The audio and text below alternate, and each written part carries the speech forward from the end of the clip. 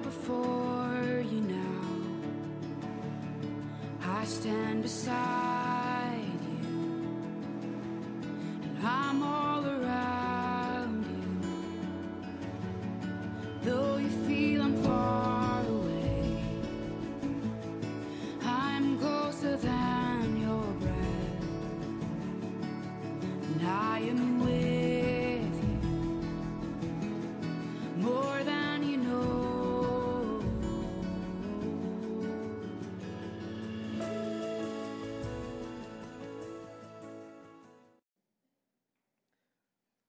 Primeira carta de Paulo aos Tessalonicenses, capítulo de número 3. Nós estamos falando sobre esperança. Diga comigo, esperança.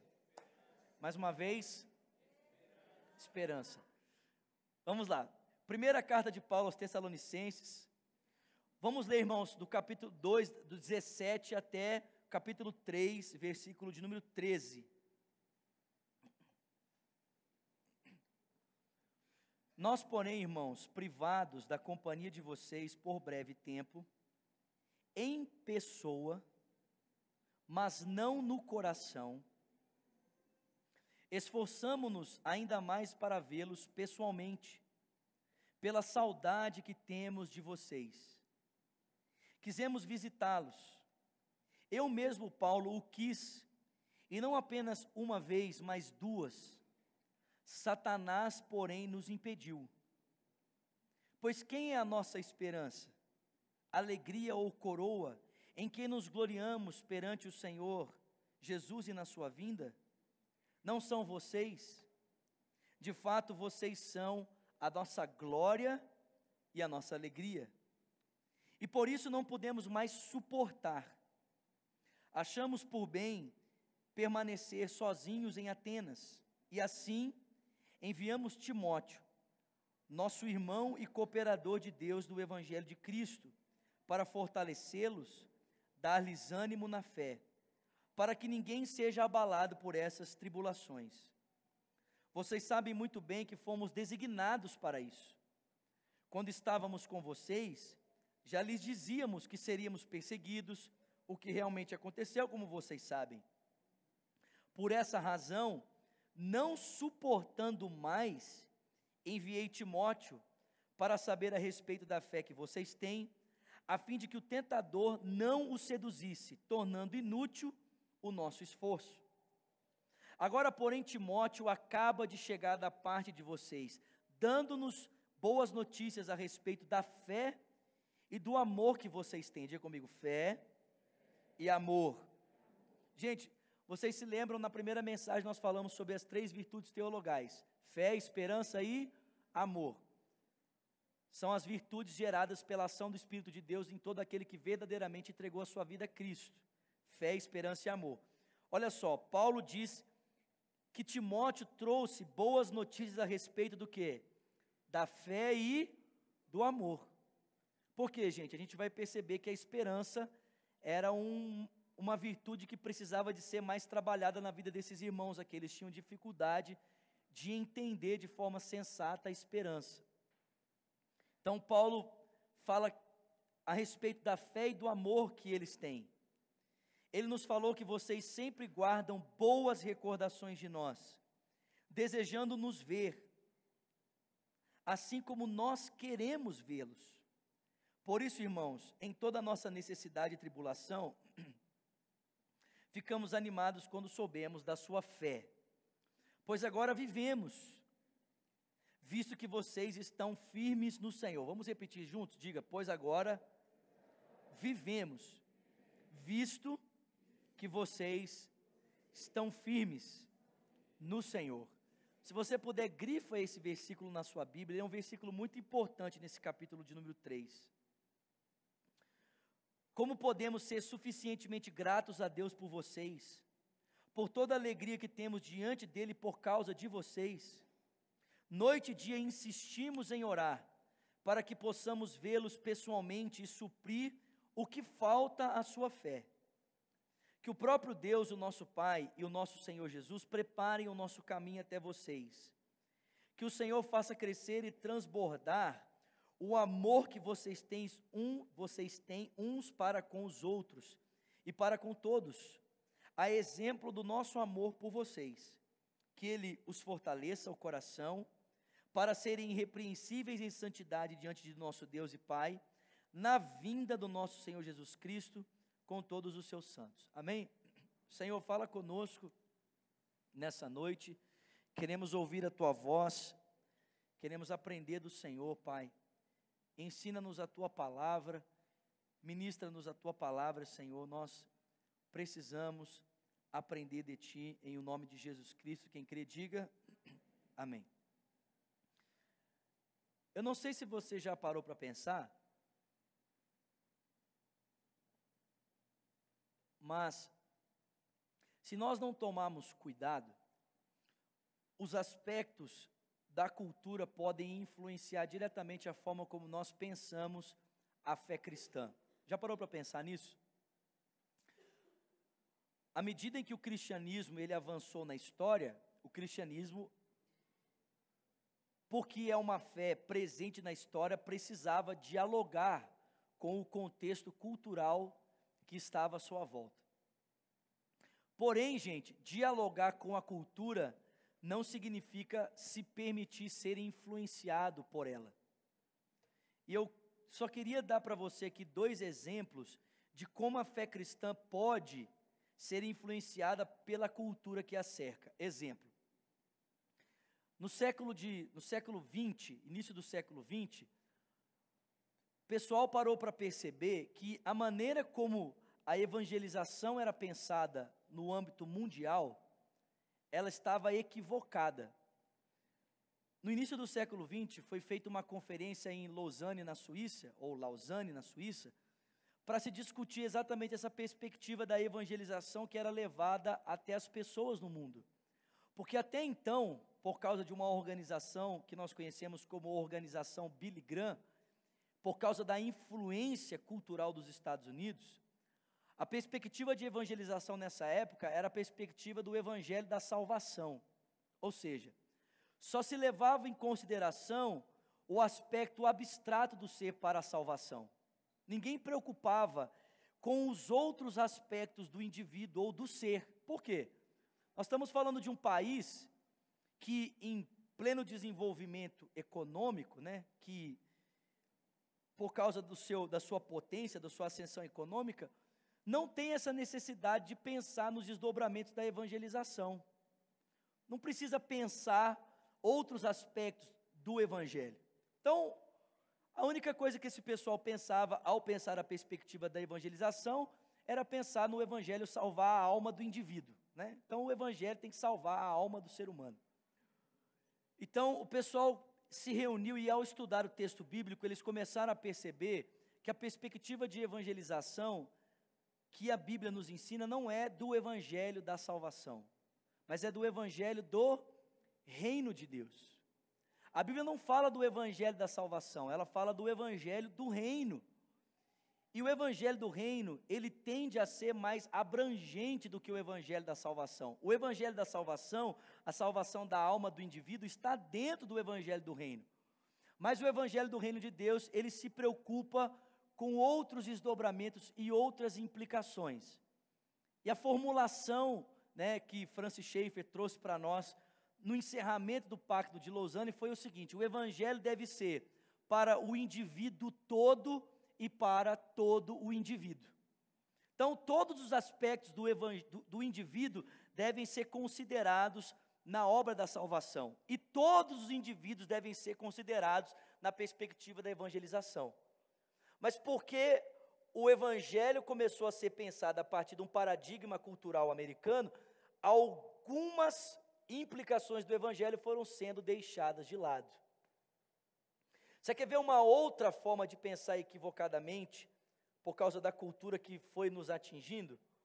Nós pensamos muitas vezes de uma maneira muito equivocada o casamento na igreja hoje. O casamento, muitas vezes na igreja, ele é visto de uma forma muito distorcida. Por quê? Porque no século XVIII, nós conhecemos no cenário mundial uma perspectiva filosófica que nós chamamos de humanismo.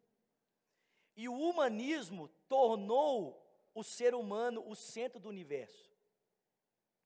O humanismo fez com que o homem se tornasse o padrão de medida para aferir todas as coisas.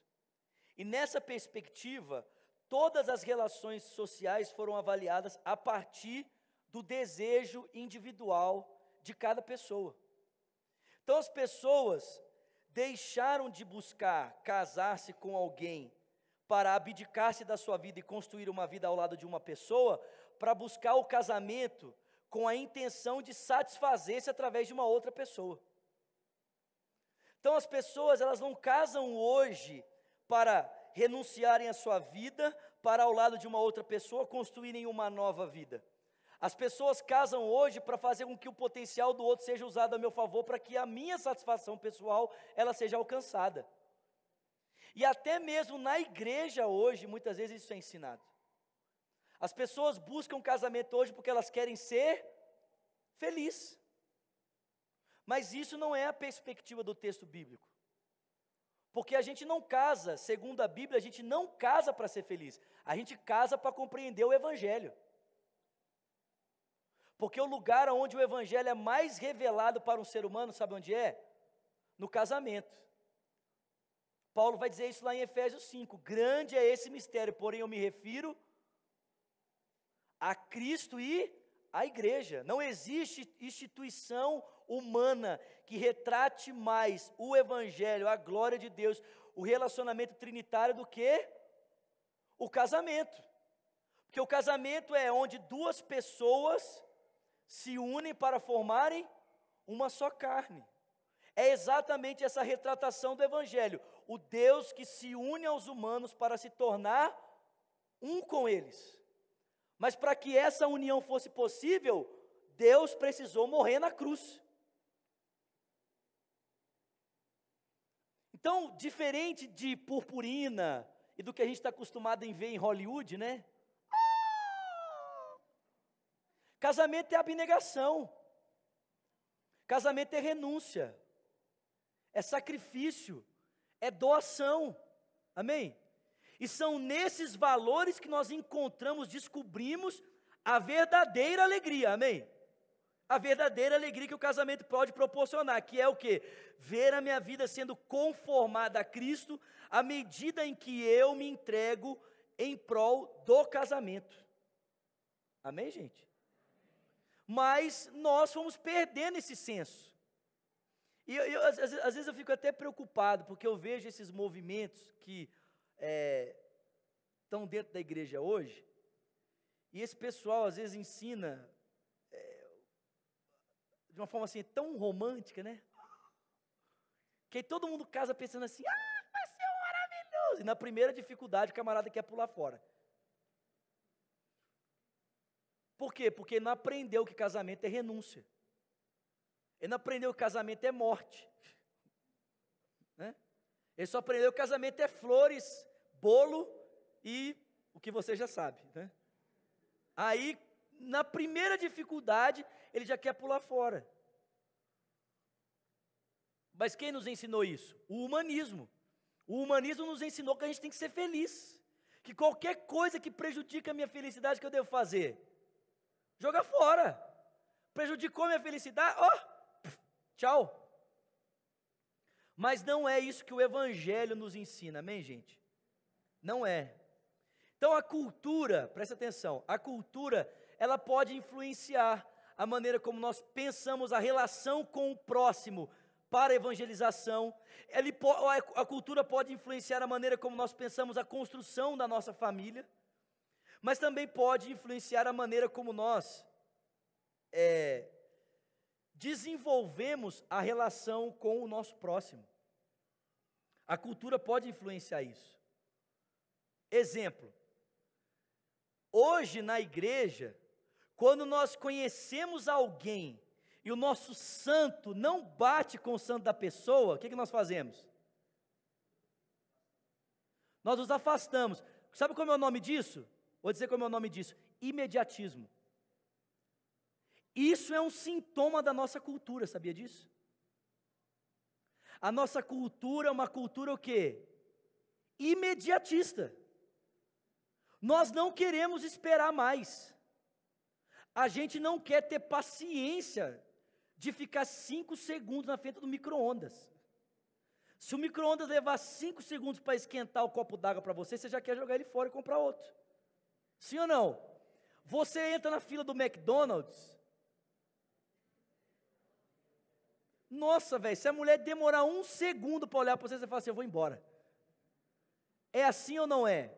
Nós também somos imediatistas na maneira como nós buscamos desenvolver relacionamentos. A gente quer que o negócio dê certo assim, ó, na hora. Se o meu santo não bateu com o santo da pessoa, não serve para mim. Eu não devo me relacionar com essa pessoa. Mas presta atenção, meu irmão, isso não é bíblico, isso é cultural. Segundo, será que nós somos influenciados pela maneira como nós pensamos o relacionamento com os outros pela cultura? Segundo, nós somos individualistas. Por quê? Porque sempre quando nós chegamos no ambiente do culto, nós buscamos os lugares mais isolados. Por que a gente sempre quer sentar longe de todo mundo? Porque quando você entra no transporte público, e tem um banco vazio e do lado de uma pessoa, você prefere o banco vazio. Por quê? Por quê? Porque nós somos individualistas, porque nós só pensamos no nosso conforto. A gente só pensa na gente mesmo. Nós não desenvolvemos relacionamento com as pessoas. Presta atenção, gente. Você entra no elevador hoje, as pessoas estão tão robotizadas, que se você abre a boca no elevador e fala assim, bom dia, o pessoal olha para você assim, ó. Tipo, de onde você veio? Sim ou não? As pessoas olham para você com aquele olhar de desprezo, tipo assim, velho, você não percebe que você está incomodando a minha privacidade. E quando você encosta em alguém, virou leproso. Virou leproso. Nós somos imediatistas na nossa forma de desenvolvermos relacionamentos. Nós somos individualistas. Se o outro não faz o que me agrada, o outro não serve para se relacionar comigo. Se o outro não anda conforme eu desejo, o outro não serve para se relacionar comigo. Eu não quero ninguém invadir na minha vida. Eu não quero ninguém invadir na minha privacidade. Ninguém. Sem contar, né, que além disso tudo, nós somos, por natureza, egoístas. Seja feita a minha vontade na terra como ela é feita no céu. Presta atenção, nós somos egoístas. Nós queremos que a nossa vontade prevaleça sobre todas as coisas, em todas as horas. Agora, irmãos, é possível que o Evangelho influencie a nossa vida nesse sentido, sim ou não? Sendo mais específico, é possível, preste atenção, é possível que a nossa escatologia influencie a maneira como nós nos relacionamos com as pessoas, sim ou não? Sim. E é exatamente sobre isso que Paulo está falando aqui em 1 de Tessalonicenses, do capítulo 2 até o versículo de número 17. Ele está mostrando para nós que a maneira como nós compreendemos a volta de Cristo pode influenciar diretamente na forma como nós nos relacionamos uns com os outros. Amém, gente? Preste atenção, vem comigo, por favor, capítulo 2.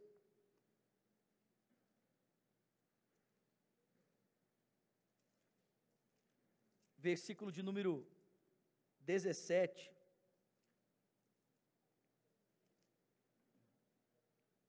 Paulo diz assim: nós, porém, irmãos, privados da companhia de vocês por breve tempo, em pessoa, mas não no coração, esforçamo-nos ainda mais para vê-los pessoalmente, pela saudade que nós temos de vocês. Nós quisemos visitá-los. Eu mesmo, Paulo, quis, não apenas uma, mas 2 vezes. Satanás, porém, nos impediu. Pois quem é a nossa esperança, alegria e coroa, em quem nos gloriaremos no Senhor Jesus Cristo na sua vinda? Não são vocês? De fato, vocês são a nossa glória e a nossa alegria. Presta atenção, gente. Olha o que Paulo está dizendo. Paulo está dizendo que esses irmãos de Tessalônica são para ele a sua esperança, a sua alegria e a sua coroa. O motivo pelo qual ele irá se gloriar naquele dia em que Cristo voltar. Ele diz: vocês são a nossa glória e a nossa alegria. Presta atenção. A maneira como Paulo está se relacionando com os tessalonicenses tem tudo a ver com a maneira como ele compreende o quê? A volta de Cristo. Paulo está dizendo que ele valoriza esses irmãos, e o valor que ele dá e a forma como ele vai agir, nós vamos ver aqui, tem tudo a ver com a maneira como Paulo compreende a volta do Filho de Deus. Presta atenção, porque Paulo olha para esses irmãos, e ele percebe que eles têm um valor eterno para eles. Paulo toma atitudes certas, ele tem valores certos no seu coração para se relacionar com esses irmãos. Amém? Presta atenção, gente. Em primeiro lugar, o texto deixa muito claro para mim e para você aqui, que por causa da compreensão escatológica que Paulo tem a respeito do relacionamento com esses irmãos, os afetos, os sentimentos dele por esses irmãos, são sentimentos duradouros. O apóstolo Paulo vai dizer que ele sente por eles algo no seu coração, que ele tem saudade por eles. Uma saudade ou um sentimento, gente, que preste atenção, mesmo um novo trabalho não foi capaz de tirar do coração dele, os tessalonicenses. Quando Paulo escreveu essa carta, Paulo estava trabalhando em Corinto já. Então olha só, ele saiu de Filipos e foi para Tessalônica. Saiu de Tessalônica e foi para onde? Para Corinto. Mas o texto diz que mesmo envolvido em um novo trabalho, a cabeça de Paulo não estava só em Corinto, estava onde? Em Tessalônica. Não é porque ele estava envolvido agora num outro projeto, que aqueles irmãos ficaram o quê? Esquecidos. A nossa tendência natural não é exatamente essa? Quando a gente tem uma amizade com uma pessoa, mas aí a gente faz uma outra amizade, o que acontece? A gente esquece a primeira. Ou nós estamos envolvidos num trabalho, estamos aqui, beleza, mudamos de trabalho, a gente esquece. Mas por que Paulo não perdeu os afetos por aqueles irmãos? Porque ele sabia que aquele relacionamento não era um relacionamento imediatista, individualista, egoísta, não, aquele relacionamento era influenciado pela perspectiva que Paulo tinha a respeito da vinda de Cristo. Por isso Paulo olhava e falava assim: o que eu comecei com vocês aqui, o sentimento que eu tenho por vocês, vai caminhar comigo até a volta do Senhor, porque vocês são preciosos para mim, vocês são uma glória para mim, vocês são um motivo de louvor. Quando Cristo aparecer naquele glorioso dia, eu quero carregar no meu peito ainda os afetos que desenvolvi por vocês, enquanto estive com vocês aí, Tessalonicenses. Eu estou envolvido em algo novo, mas o algo novo não me privou do sentimento que eu recebi de Cristo por vocês enquanto eu estava aí. Segundo, os afetos de Paulo não foram modificados pela perseguição. Ele não se sentiu prejudicado nos seus afetos, nos seus sentimentos, porque estava sendo perseguido por causa dos tessalonicenses. Fala a verdade. Quando nós temos problema com alguém, ou quando nós temos problema com uma terceira pessoa por causa de alguém, o que a gente faz normalmente? O que a gente faz normalmente? A gente tende a se afastar, né? Tipo assim, né? O Júnior está causando problema com o Rafael. O Júnior está me trazendo problema com o Rafael. O que eu faço? Me afasto do Júnior ou me afasto do Rafael. Não vou ficar no meio desse fogo cruzado. Por causa da forma como Paulo se portou diante dos tessalonicenses, ele começou a ser perseguido por causa deles, por causa do evangelho. Mas o sofrimento não alterou os sentimentos de Paulo. Ele continuava sentindo saudade. O coração dele continuava cheio de afetos por aqueles irmãos em Tessalônica, gente. Que coisa maravilhosa! A perseguição não foi capaz de em nenhum momento mudar, alterar o sentimento que Paulo tinha no seu coração em favor daqueles irmãos. Não foi capaz. Não foi capaz. Terceiro, a distância não foi capaz de mudar os sentimentos que Paulo tinha no coração em favor daqueles irmãos. Paulo diz: eu estou longe de vocês. Eu estou longe de vocês, mas o meu coração não está longe. Meu coração continua presente com vocês. Gente, presta atenção. Numa cultura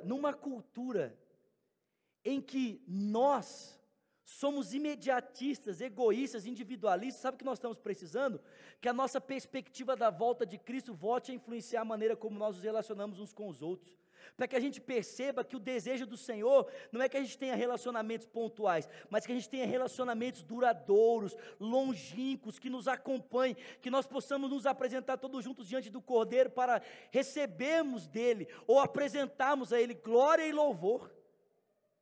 Mas infelizmente, muitas vezes, ao invés de nós termos sentimentos, duradouros, muitas vezes a distância apaga exatamente essa vontade de nós termos relacionamento com os irmãos. E sabe o que é impressionante, gente? É que, uma vez estando longe, o relacionamento de Paulo era mediado pelos recursos que ele dispunha naquela época. Amém? Era mediado pelo recurso que ele dispunha. Qual era o recurso que Paulo dispunha? Cartas. Na época, era a coisa assim mais gloriosa, extraordinária que existia. Mas apesar de, por um momento, o relacionamento de Paulo ser mediado por cartas, sabe o que Paulo disse? Falou assim: eu não estou satisfeito de ter o meu relacionamento com vocês mediado por cartas, eu quero ir até vocês, eu quero estar junto, eu quero estar perto, eu tenho vontade de estar com vocês, eu tenho vontade de estar na presença de vocês. Presta atenção, gente, a distância não foi capaz de atrapalhar em momento, em instância alguma, o afeto que Paulo levava no seu coração em favor dos seus irmãos. Ele tinha um desejo intenso pela companhia dos tessalonicenses. Eu te pergunto nessa noite, é assim que você se sente a respeito da igreja? A respeito dos seus irmãos? Esse é o tipo de sentimento que você carrega no seu coração, que você leva no seu peito? Tipo assim, uma saudade de estar no culto, uma vontade de estar com os irmãos. Tipo assim, caramba, essa semana eu não fui no culto, meu velho, como faz falta. Ou quando você é convidado para ir na igreja, você fala assim: nossa, que canseira, velho.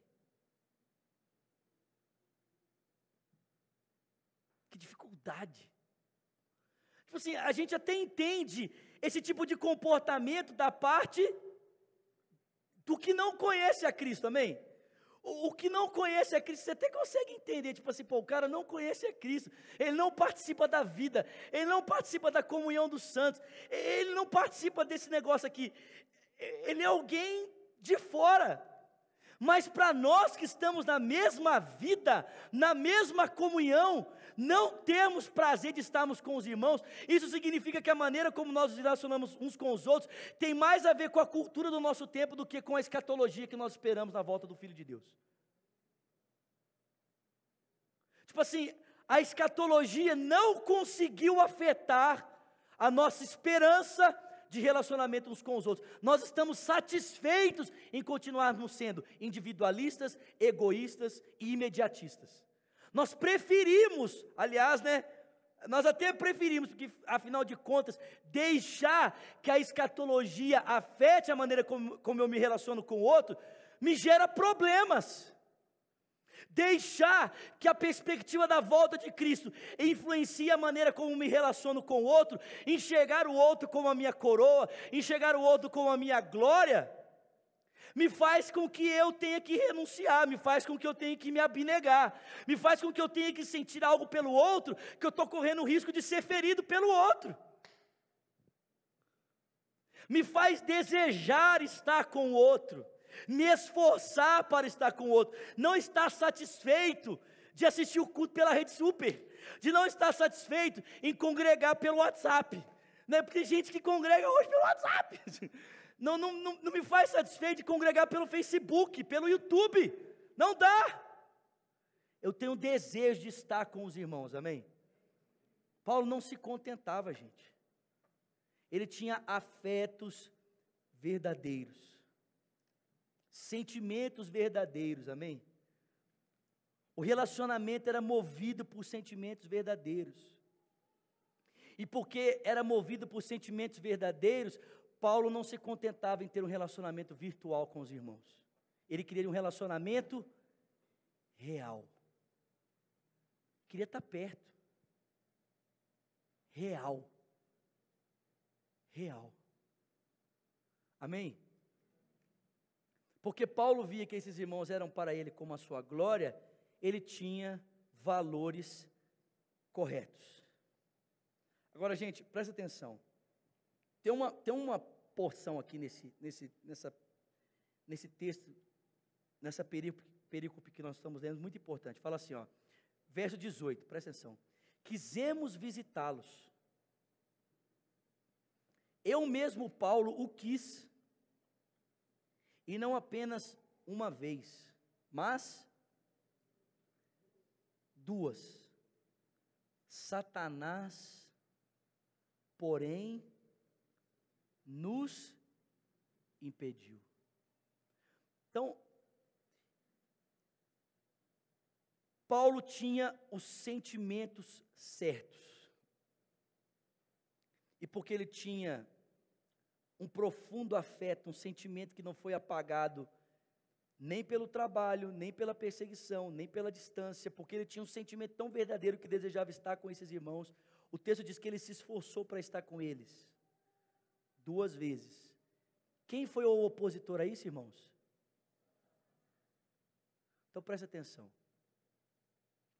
Existe uma pessoa que tem muito interesse em prejudicar o nosso relacionamento.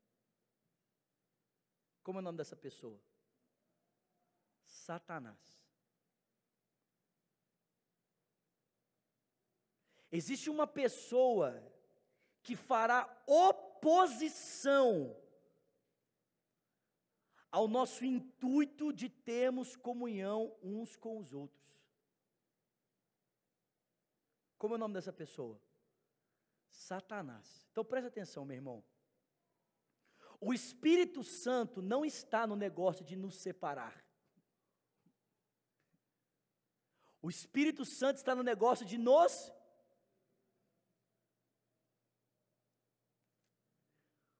Ele está no negócio de nos unir.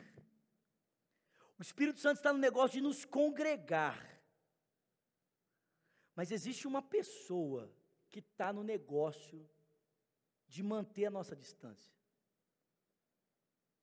de fazer de tudo para que a gente continue sendo individualista, para que a gente continue sendo o quê?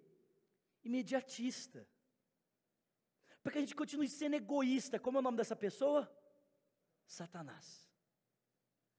Satanás quer que você continue sendo imediatista.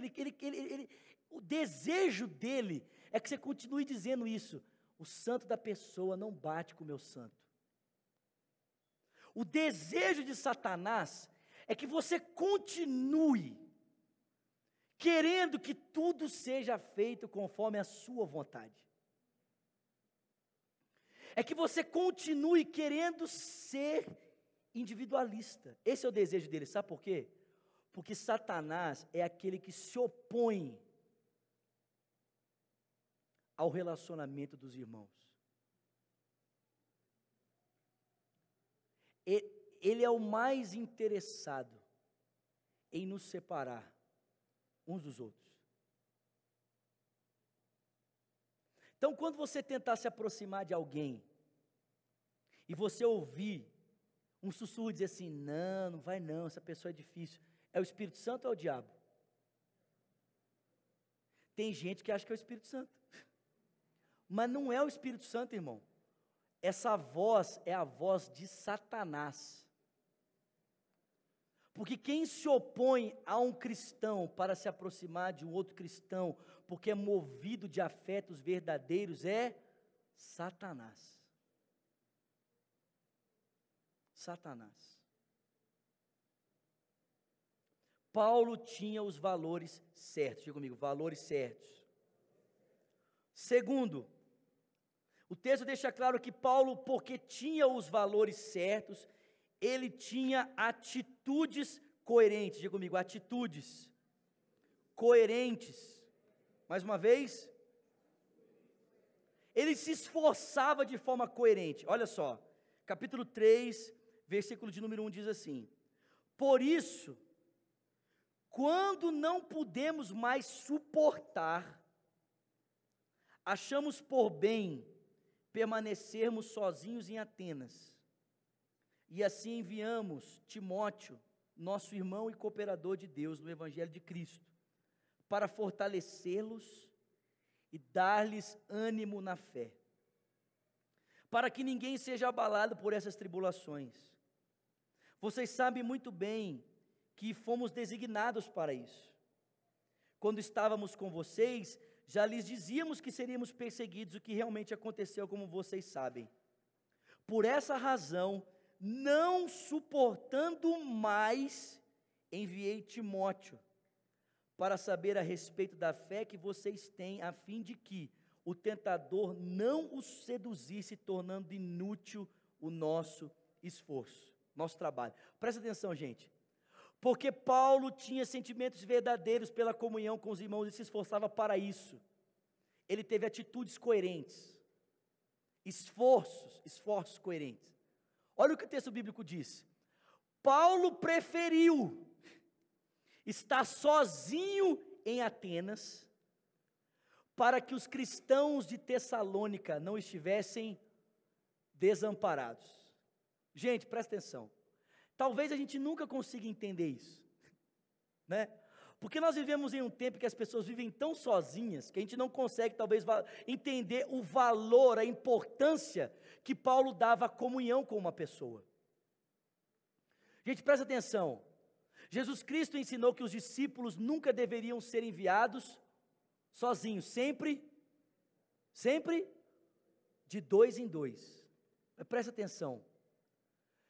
Por causa desses irmãos, Paulo se privou do relacionamento com Timóteo, para que esses irmãos fossem bem assistidos. Paulo se privou da relação com esses irmãos. Ele preferiu estar sozinho para que os irmãos estivessem fortalecidos. Ele preferiu estar sozinho para que os irmãos estivessem animados. Ele preferiu o abandono para que os irmãos estivessem acompanhados. Eu te pergunto nessa noite, qual a tua decisão para que a comunhão entre você e o seu irmão se torne possível? Você deve tomar. Paulo sabia que, uma vez que ele tinha sentimentos verdadeiros, precisava de ter atitudes coerentes.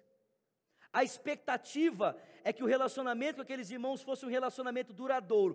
Por isso ele precisava preservar o relacionamento. E como ele preservaria aquele relacionamento, uma vez estando ele privado de ir por causa de Satanás? Ele enviou Timóteo. Era necessário preservar aquele relacionamento. Era necessário cooperar que aquele relacionamento fosse duradouro, uma vez que ele tinha sentimentos verdadeiros. O que ele fez? Não podendo ir, ele enviou Timóteo. Ele preferiu estar sozinho para que os irmãos estivessem assistidos. Ele preferiu estar sozinho para que os irmãos estivessem fortalecidos. O que nós podemos fazer, irmãos? Uma vez que temos verdadeiros afetos pelos irmãos, para que os nossos relacionamentos sejam duradouros, para que a escatologia, a nossa forma de compreender a volta de Cristo, influencie diretamente a forma como nós nos relacionamos hoje com as pessoas. Paulo preferiu estar sozinho. Ele preferiu estar sozinho. Segundo, o texto deixa muito claro para mim e para você, que Paulo não apenas ele escolheu estar sozinho. O texto bíblico diz que ele enviou Timóteo àqueles irmãos para que o tentador, preste atenção, o tentador não o seduzisse, tornando inútil o seu esforço. Diga comigo, inútil. Ô, gente, olha só.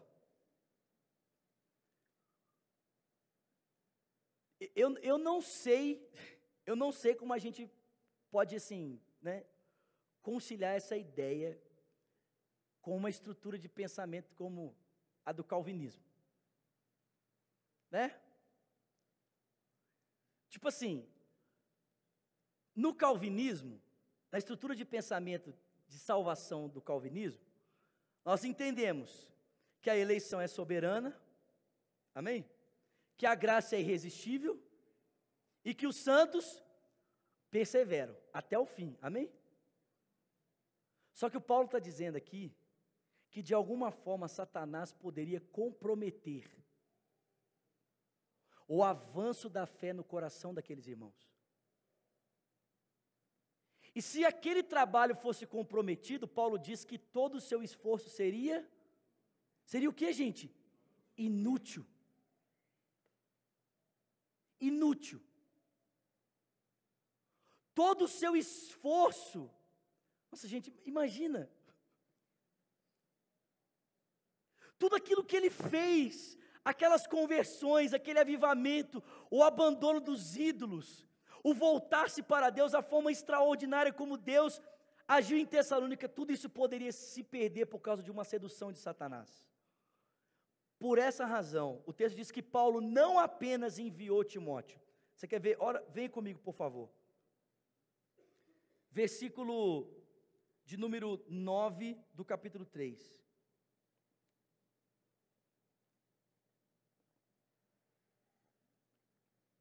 Paulo diz assim: como podemos ser suficientemente gratos a Deus por vocês, por toda a alegria que temos diante dele por causa de vocês?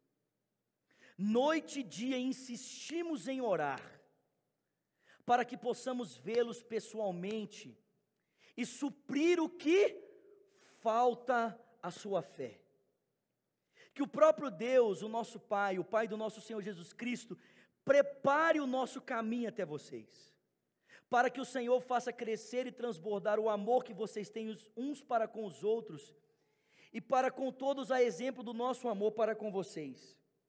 Que Ele fortaleça o coração de vocês, para serem irrepreensíveis em santidade diante do nosso Deus e Pai, na vinda do nosso Senhor Jesus Cristo com todos os santos. Presta atenção, porque Paulo tinha sentimentos coerentes, e ele desejava que o relacionamento fosse duradouro, tinha atitudes coerentes.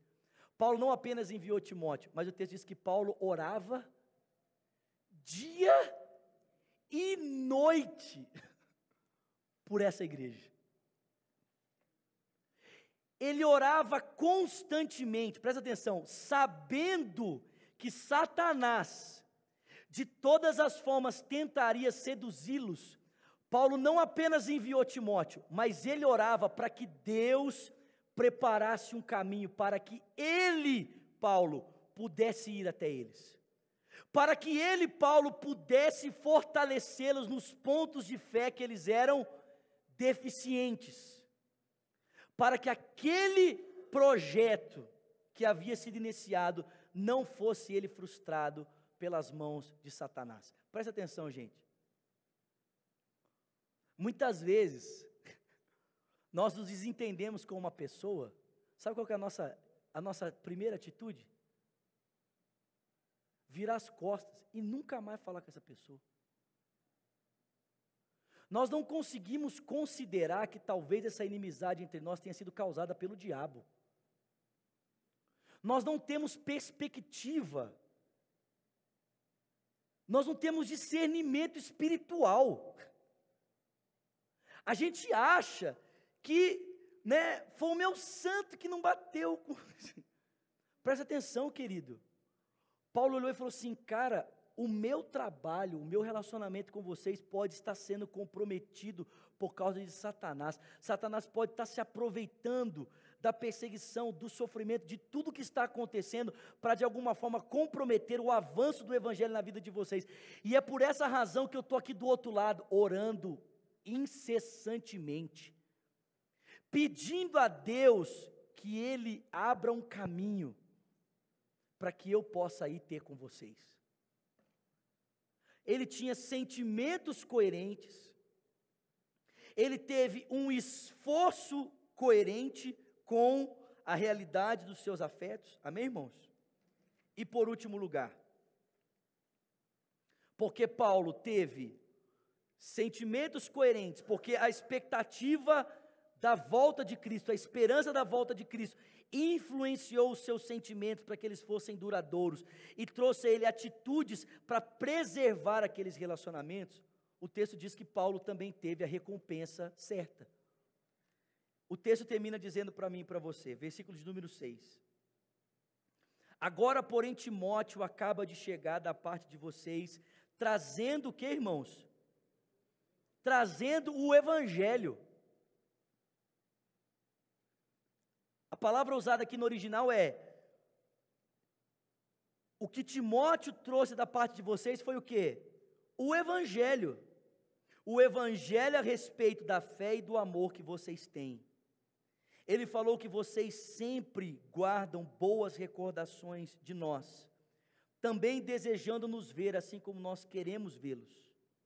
Por isso, irmãos, em toda a nossa necessidade e tribulação, ficamos animados quando soubemos da sua fé, pois agora vivemos, visto que vocês estão firmes no Senhor.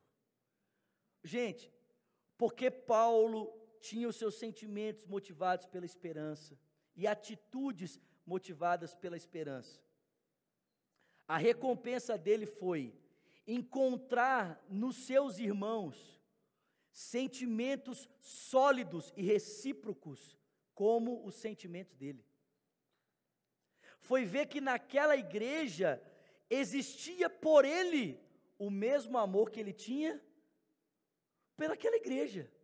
Quando Timóteo chegou, o Timóteo falou assim, Paulo, assim como você quer estar com aqueles irmãos estão muito desejosos de estarem com você.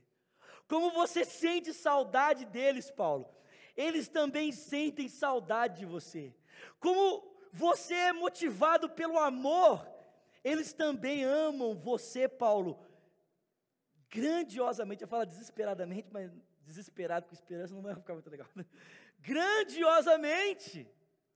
Presta atenção, gente. Não existe nada melhor do que quando nós temos o afeto por alguém, e esse afeto ser o quê? Correspondido. Quando nós temos o sentimento de irmão por alguém, esse sentimento ser correspondido. Porque Paulo teve um sentimento verdadeiro e atitudes coerentes. Cara, a resposta foi um sentimento sólido, um amor sólido. Amém? Amém, gente? Segundo, uma fé sólida. Diga comigo, fé sólida. Uma fé sólida. Paulo olhou para esses irmãos e falou assim: cara, vocês têm uma fé sólida. A fé desses irmãos não foi abalada com as perseguições de Paulo, e nem com as próprias perseguições que eles sofreram por causa do evangelho que Paulo os transmitiu. Né? Esse pessoal podia ter ficado furioso com o tal do Paulo, falou assim: esse Paulo veio aqui pregar esse negócio para a gente, nós estamos aqui passando um aperto lascado por causa dele, e ele rachou fora. O pessoal foi procurar Paulo na casa de Jason, e o Paulo tinha ido embora. Prenderam Jason e toda a sua família por causa do Paulo. O pessoal podia falar assim: cadê o Paulo agora? Agora que nós estamos passando mal cortado aqui, cadê aquele bispo? Cadê aquele reverendozinho que pregou o evangelho para nós? Mas o texto bíblico diz que ao invés das aflições que eles estavam sofrendo, ou as aflições que Paulo estava sofrendo por causa do evangelho, enfraquecerem a sua fé, o texto bíblico diz que a fé deles permaneceu sendo uma fé sólida. A paga do trabalho de Paulo, dos seus sofrimentos, foi encontrar nesses irmãos uma fé sólida. Eles estavam firmes no Senhor. Amém, irmãos? E por último, para nós encerrarmos, o texto diz que esses irmãos trouxeram ao coração de Paulo alegria. Gente, esse texto é muito forte. Ele diz: porque quando soubemos da sua fé, ele diz, agora vivemos, visto que vocês estão firmes no Senhor. Ele diz: eu estou grato a Deus. Ele diz: porque vocês são a nossa alegria. Por sua causa, nós temos alegria diante de Deus, por causa de vocês. Presta atenção, gente. A satisfação de Paulo foi ver o testemunho de vida na vida desses irmãos. Tipo assim, não aconteceu nada de bom com ele. Ele continuava na missão, ele não tinha ganhado nada, as coisas continuavam da mesma forma como estavam, ele continuava sendo perseguido do mesmo jeito, continuava sofrendo do mesmo jeito. A vida do Paulo era uma vida bem interessante, irmão, assim, não tinha muita novidade não, a única coisa que mudava eram os problemas, né? Mas o texto diz que quando Paulo ouviu falar que aquela igreja ainda estava firme, o texto diz que o coração dele se encheu de alegria. O coração dele falou assim: é só isso que eu precisava. O coração de Paulo se encheu de alegria por causa do testemunho que deram a ele a respeito dos irmãos. Gente, presta atenção, a nossa relação com o próximo precisa ser influenciada pela nossa escatologia. A gente viu que a nossa conversão é influenciada pela esperança na volta de Cristo. A gente viu semana passada que a forma como nós enxergamos a cidade é influenciada pela maneira como nós pensamos a volta de Cristo. E hoje eu estou mostrando para os irmãos que a maneira como nós nos relacionamos uns com os outros é influenciada pela maneira como nós pensamos a volta de Jesus. Porque se Cristo não vai voltar, irmãos, para que nós vamos ficar pagando preço para ficar uns com os outros?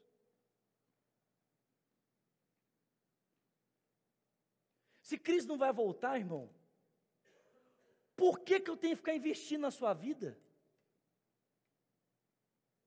Por que eu tenho que ficar toda quinta-feira vindo aqui para pregar o evangelho para você? Se Cristo não vai voltar, por que nós temos que fazer célula? Por que nós temos que caminhar juntos? Se Cristo não vai voltar, não é melhor a gente ser todo mundo individualista, egoísta, pensar só em si mesmo, viver para si mesmo? Mas presta atenção, meu irmão, Cristo vai voltar. E porque Ele vai voltar, Ele nos fez para termos relacionamentos duradouros, afetos duradouros, para que a gente tenha atitudes coerentes com esses afetos, e para que a gente possa receber a recompensa correta por causa dessas atitudes coerentes. Quais são essas recompensas? Os irmãos. Os irmãos são a nossa recompensa. São eles. É a fé deles fortalecida. É o amor deles sendo um amor leal, o sentimento sendo leal para conosco. E a maneira como esses irmãos estão se portando que gera alegria no nosso coração. Amém, querido? Essa é a nossa recompensa. É isso que motiva o nosso coração. É quando você fica sabendo assim, sabe o fulano de tal? Estava fraco, pois é, o cara está firme com Jesus, está caminhando, está vivendo em fé, está rompendo, está sendo testemunho, está abrindo a boca, está falando de Cristo. Aí você fica, é mesmo? Aí você já se sente animado. Amém, queridos?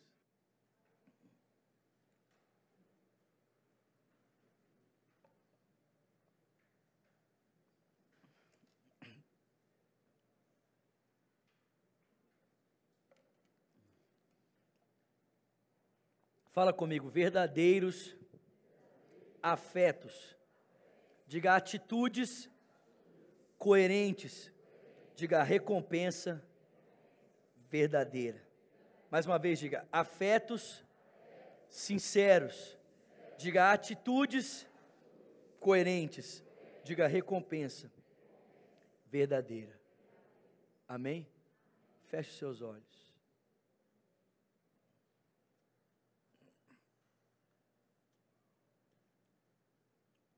Que Deus nos ajude, irmãos, para que a forma como nós pensamos, o relacionamento uns com os outros, não seja influenciada pelos valores da nossa cultura.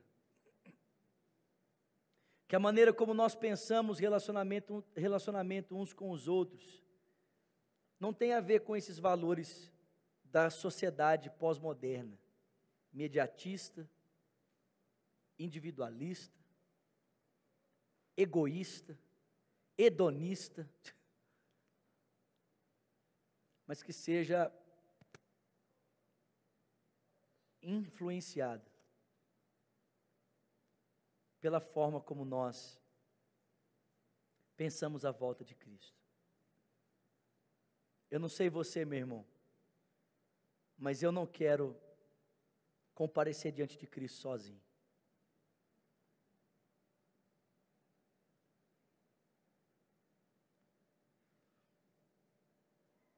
Eu não sei você, mas eu não quero chegar lá diante do Cordeiro e falar assim para ele: e aí, Vinícius? Você chegou, hein? Cheguei, Senhor. E quanto você trouxe?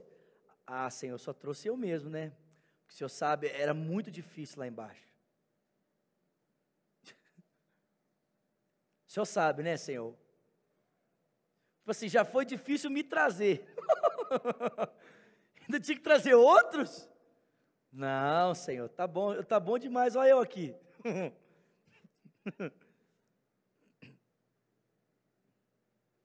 Que a gente possa, naquele glorioso dia, quando adentrarmos pelas ruas, para nos encontrarmos com o Senhor da Nova Jerusalém, a gente possa dizer: Senhor, eis-me aqui, juntamente com os meus irmãos. Está aqui, Senhor. Eu trouxe aqui, está aqui a minha família, está aqui meu vizinho, meu colega de trabalho, esse cara que estudou comigo na faculdade. Senhor, está aqui, está todo mundo comigo, Senhor. Eu trouxe eles comigo. Eu não só preguei para eles lá atrás, não, e deixei que eles se virassem, não, Senhor. Eu trouxe eles comigo. Nós caminhamos juntos, Senhor, para chegarmos até aqui. Pai, no nome de Jesus, ajuda-nos a vivermos essa palavra, Senhor. Pai, dá-nos os verdadeiros afetos uns pelos outros, sentimentos verdadeiros, Senhor. Pai, nós queremos realmente sentir saudade dos irmãos, nós realmente queremos ter um coração, Senhor, cheio realmente de amor pelos irmãos, para que as nossas atitudes sejam coerentes, ó Deus, com esses valores que estão dentro de nós, para que, se necessário for como Paulo, Senhor, orarmos dia e noite, ou até mesmo escolhemos pelo nosso sofrimento em favor da edificação dos irmãos, a gente deva assim e faça assim e proceda. E eu oro, Senhor, para que ao tomarmos essas atitudes, nós possamos receber as recompensas verdadeiras.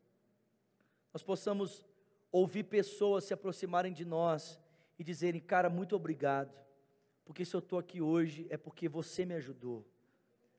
Obrigado, porque se você não tivesse pregado o Evangelho para mim, eu não sei o que teria sido da minha vida.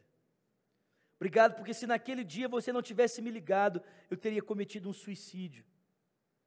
Nós possamos ouvir pessoas dizerem para nós: cara, muito obrigado, porque naquele dia que eu estava fraco na fé, que eu estava titubeando, você me ligou e aquele dia eu fui fortalecido pelo Espírito Santo.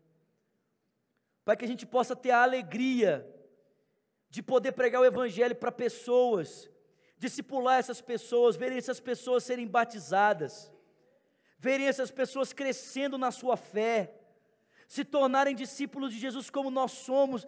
Podemos nos alegrar, ó Deus, com a sua caminhada, com a sua jornada, Senhor. Ajuda-nos, ó Pai, ajuda-nos, Deus, em um tempo em que a igreja está tão mercantilizada às vezes, tão cheia, Senhor, de imediatismo, de individualismo, de egoísmo, em que nós transformamos, ó Deus, a fé muitas vezes num shopping center, em que a gente vem para o culto para passar a moeda do cartão de crédito da fé, para tirar a bênção do céu e para voltar embora para casa com aquilo que a gente quer. Pai, que a gente possa, Senhor, se libertar disso, que a gente possa lembrar que ser igreja é ser como Cristo, é viver em família, é viver em comunidade, é se preocupar uns com os outros, é orarmos uns pelos outros, é nos doarmos, Senhor, a começar de mim, Senhor, em nome de Jesus. Deus, influencia-nos, que a consciência da volta do Teu Filho mude, Senhor, mude a nossa forma de pensarmos os nossos relacionamentos interpessoais. Nós Te pedimos isso nessa noite, agradecidos, em nome de Jesus. Amém, amém.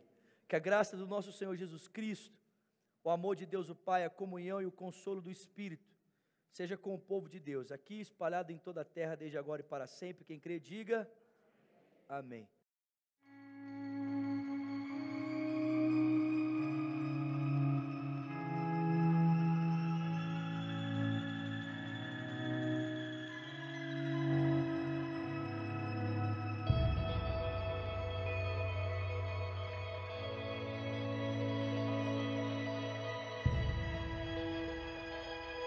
A minha alma confia em Ti, meu coração se alegra em Te adorar, Senhor.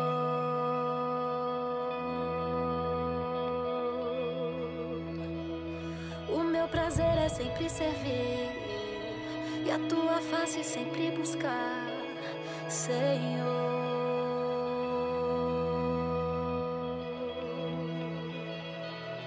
E quem sou eu para discordar do Teu querer? E quem sou eu pra querer mais do que Tu tens pra mim? Oh, oh, oh. A Tua graça me basta pra viver, Tua presença é minha riqueza, é meu prazer, Senhor.